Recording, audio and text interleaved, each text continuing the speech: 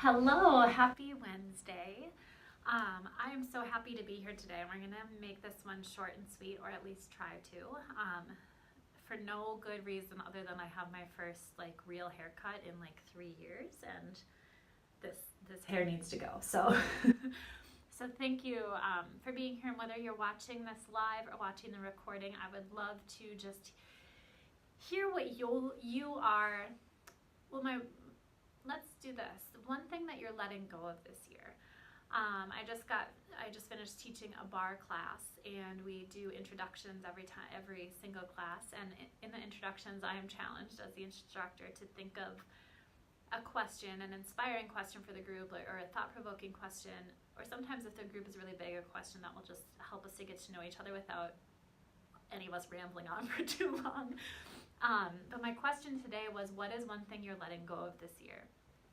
Because as silly as a haircut sounds, or as that is, there's something about having a part of us that we really just believe is connected to us, that it's just part of our lives, part of who we think we are.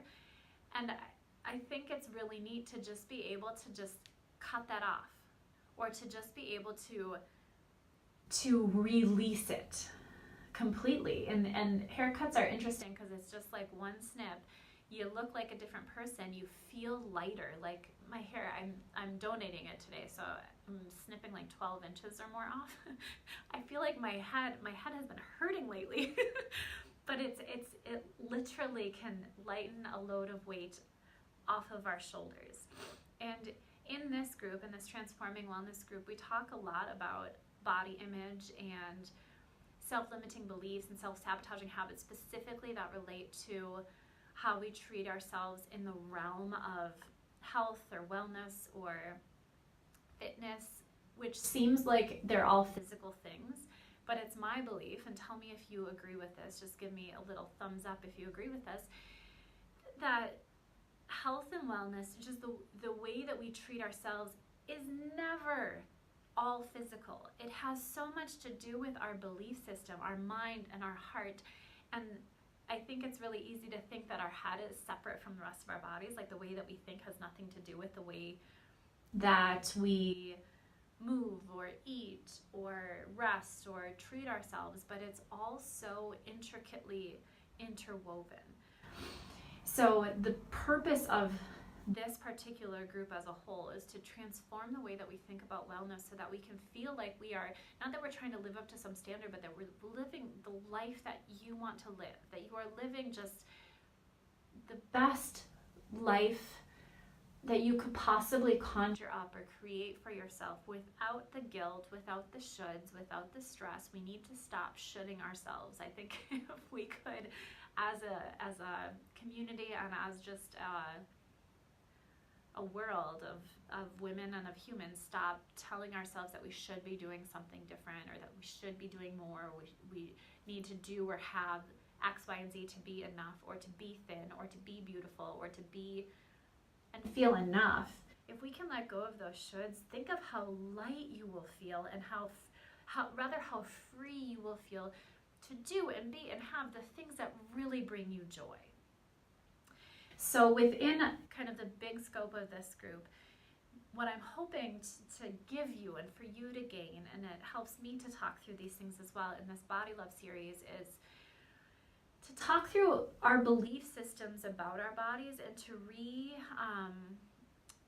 rethink the way that we speak to ourselves, that we speak to one another, that we speak about ourselves to each other. And then in changing that inner dialogue, we're able to actually change the way we treat ourselves, and that's where we see true transformation.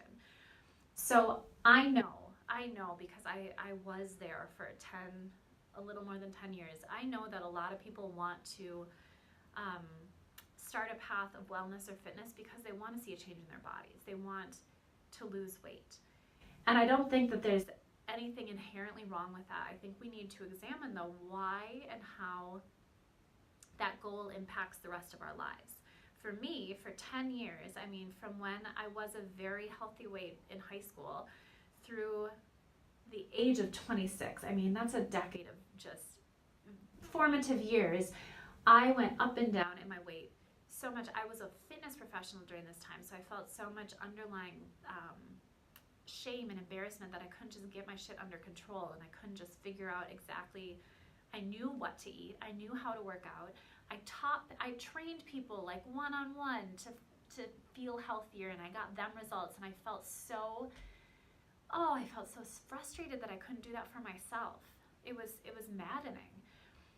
And this is why today in particular, I want to talk to you about the one shift, the one change that makes everything else work and stick and last, that allows you to have lasting transformations, because that one shift was the thing that I was missing all along when I had all the right tools and ingredients. And I'd like to, if you're open to it, start with what I shared on my Instagram stories today, which might seem a little ironic or paradoxical. If you follow me on Instagram, I'm just my name, Allison Mendeka. But I shared that I absolutely I abhor before and afters. Now I use them, I show them, I use them a lot, but what I hate about before and afters is that you don't know the whole story behind what someone went through.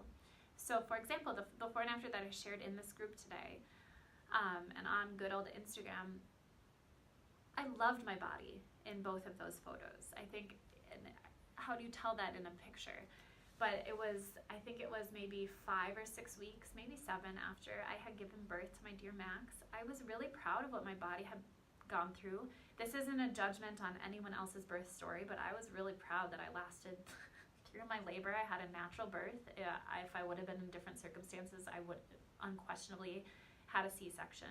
And there's, again, nothing wrong with that. It's not a judgment call, but I was just really proud of what my body went through, and what kind of a process of really tiring, painful pregnancy, and then going through that, and only 5 or 6 weeks had passed, and I was just kind of, in that photo, I was embracing my sweet belly, which I had been ashamed of for probably my first 26 years of life, for other reasons that we can get into later. But the second picture was after I had committed to myself.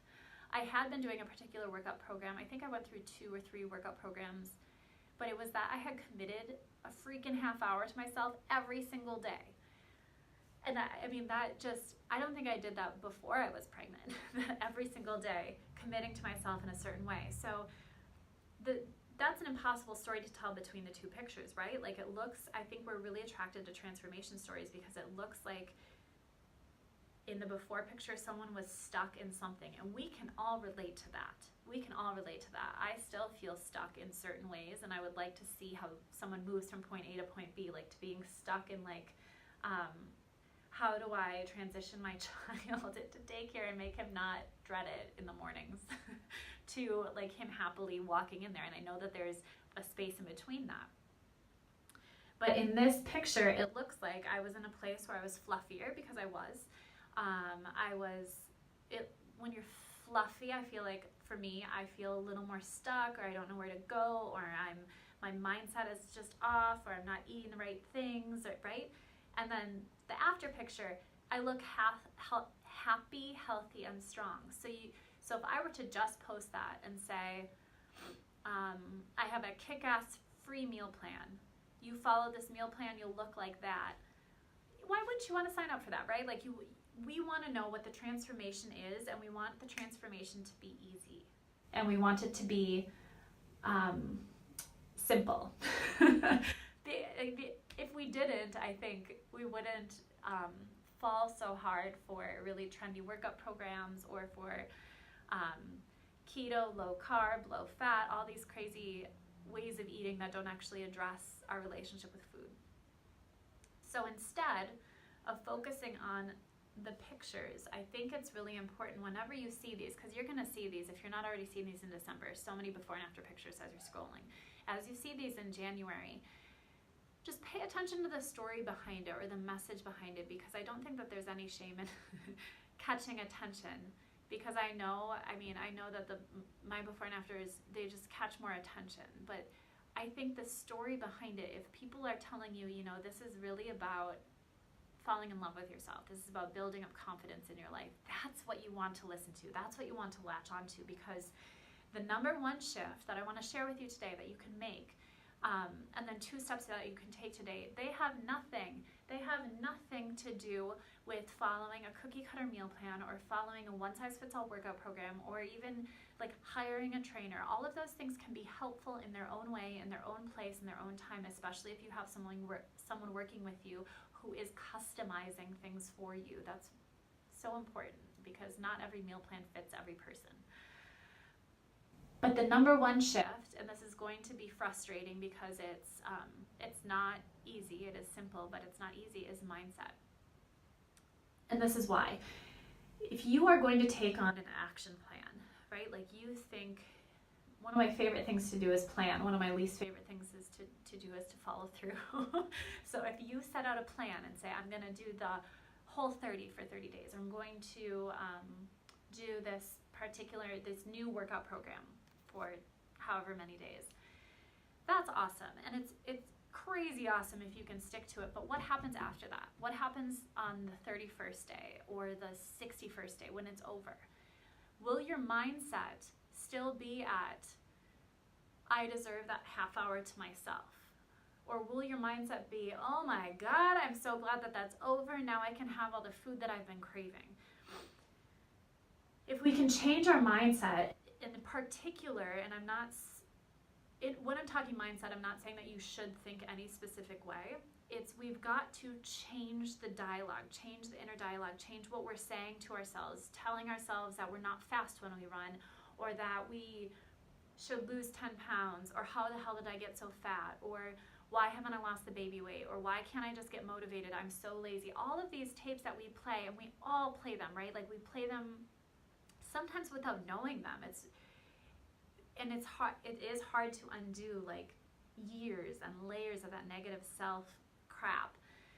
But if we can start rewinding from that and stepping back from that and first being aware of it, and then starting to perhaps add positive affirmations into your life, or perhaps notice a self-limiting belief and say, oh no, my mother's daughter,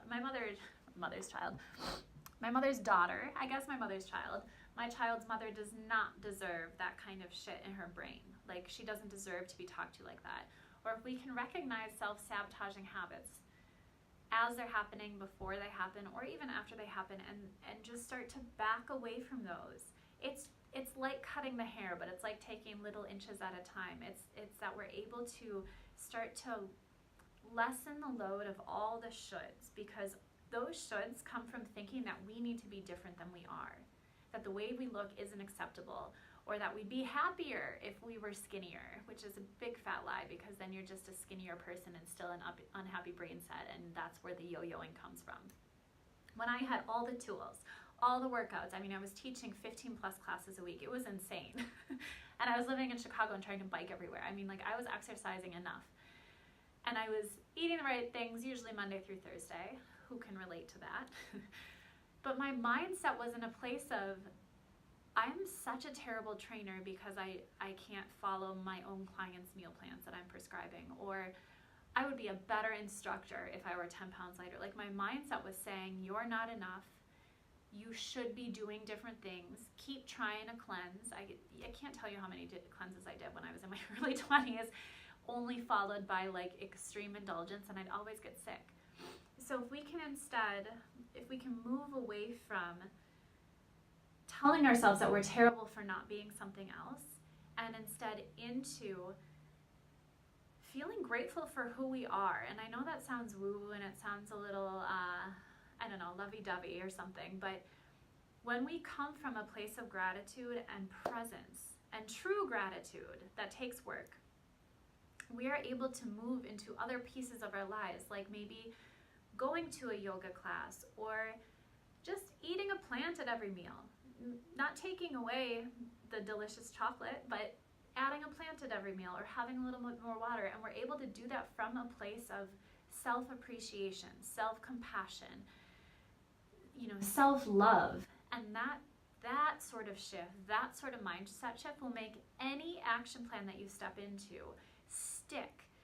Because then when fear shows up, when obstacles just get in our way, when life happens, we're not saying, oh, God, you fell off the wagon again to ourselves.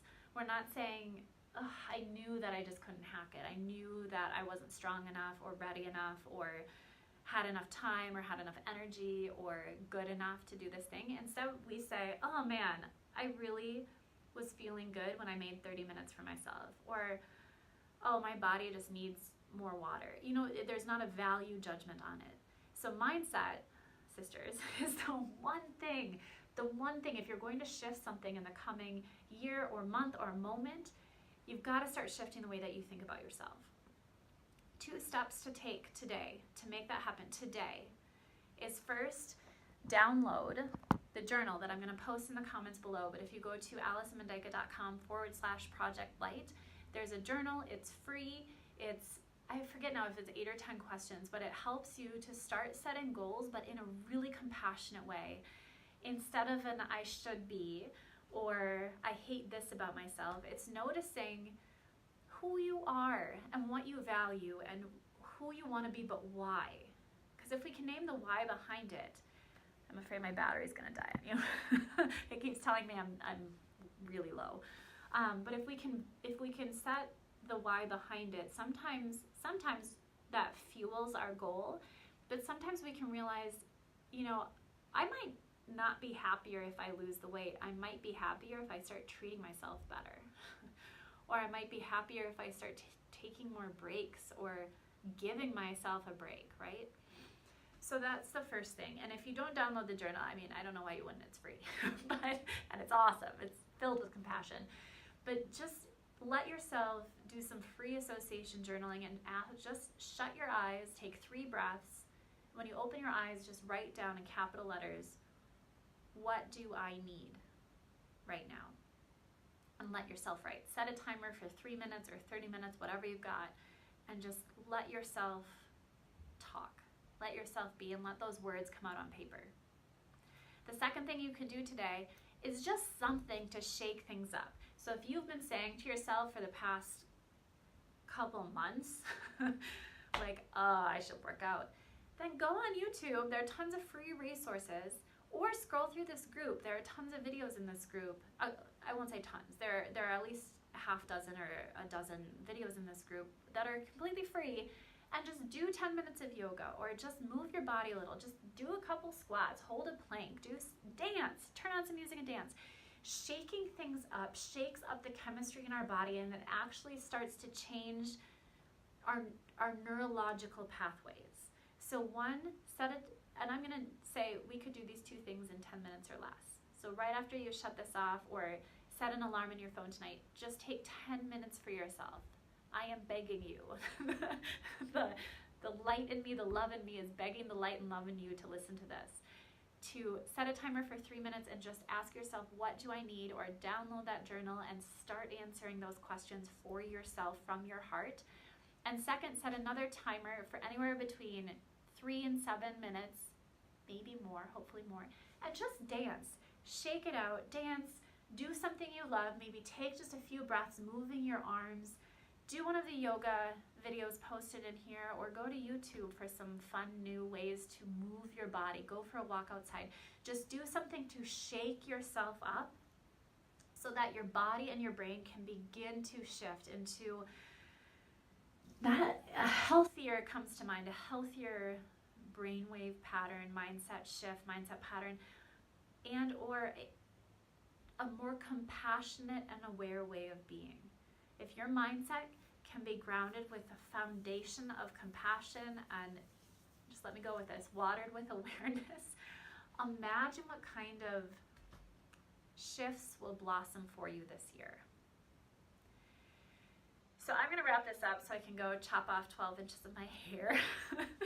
Goodness, I hope that this haircut doesn't leave me just wearing my hair in like a half ponytail all the time. But what I would love to know from you is just one thing that you're doing today to treat yourself with compassion, to shake things up, or to just bring more presence and awareness into your life. What is just one thing you're doing for your sweet self? And the thing is, one thing we've talked about before in here is when you share something like this, it's not just about you.